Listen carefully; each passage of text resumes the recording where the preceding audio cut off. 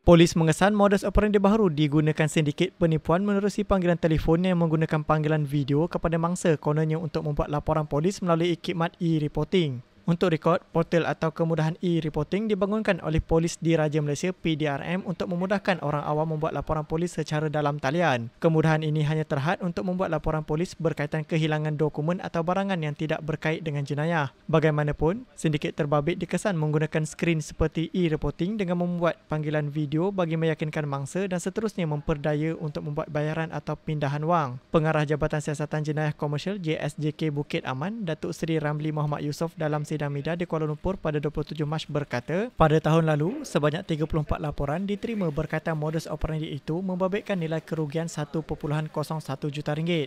Pertamanya berkenaan dengan modus operandi yang baru, iaitu e-reporting scam. Portal atau kemudahan e-reporting telah dibangunkan oleh Polis Diraja Malaysia PDRM untuk memudahkan orang awam membuat laporan polis secara dalam talian. Ini satu bentuk kemudahan yang diberikan oleh PDRM. Kemudahan ini hanya terhad untuk membuat laporan polis berkaitan kehilangan dokumen atau barangan yang tidak berkait dengan jenayah. Dalam kata lain, non-criminal punya cases. Walau bagaimanapun, hasil semakan mendapati terdapat sindiket jenayah yang telah menggunakan pendekatan e-reporting ini untuk tujuan penipuan sehingga mengakibatkan mangsa mengalami kerugian. Maknanya scammers juga menggunakan channel ini untuk membuat penipuan. Modus operandi penipuan e-reporting ini dikesan mula berlaku sekitar pertengahan tahun 2023. Terkini, sindiket ini mula membuat panggilan video untuk meyakinkan dan seterusnya memperdaya mangsa untuk membuat bayaran atau pindahan wang. Maknanya scammers pun telah a step ahead menggunakan video. Kalau dulu hanya phone scam sahaja. Seperti mana taktik yang digunakan dalam penipuan phone scam, pada awalnya mangsa akan menerima panggilan telefon dari individu yang menyamar sebagai pegawai dari syarikat kurier.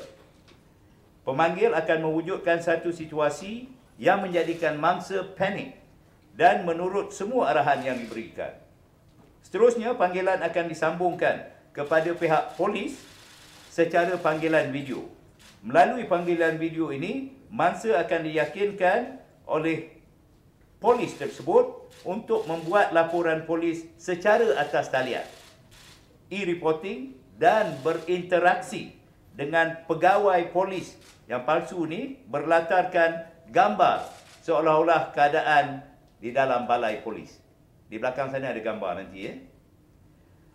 Dengan adanya suasana seolah-olah berada dalam balai polis, mangsa akan berasa selamat dan seterusnya memberikan semua maklumat yang diminta sehinggalah mengakibatkan berlakunya kehilangan wang ringgit.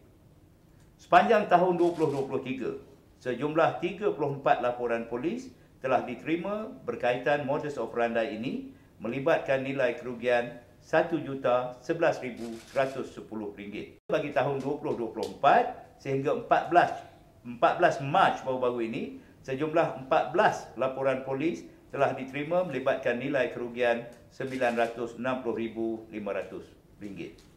So berhati-hati. Adalah diingatkan agar orang ramai lebih berhati-hati dan tidak mudah terpedaya dengan modus operandi sebegini. Ketahuilah bahawa pihak polis tidak akan menggunakan panggilan video untuk menerima laporan polis mahupun menjalankan siasatan. Tak ada, bukan dalam kami punya SOP untuk buat panggilan video. Sebarang proses siasatan hanya akan dilakukan secara bersemuka di mana-mana balai polis atau premis milik PDRM. Ini perlu diketahui oleh semua lapisan masyarakat.